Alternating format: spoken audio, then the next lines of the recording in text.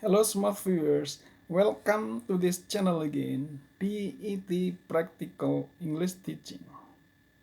Well, this time I'd like to direct you how to improve your speaking skill with a short story related to the use of must and shall not. Well, to improve your speaking skill, you should listen to me carefully and repeat after me, sentence by sentence, when I tell you a short story.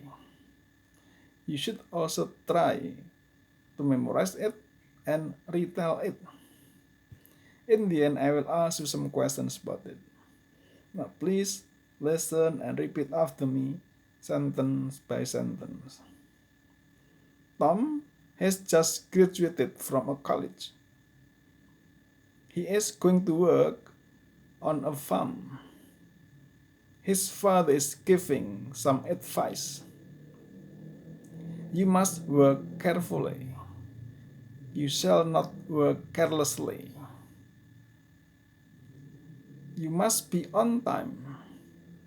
You shall not be late. You must be honest. You shall not cheat others. Well, do you still remember the story? Now, please answer my question. Who has graduated from college? Is he going to work on a farm? What advice?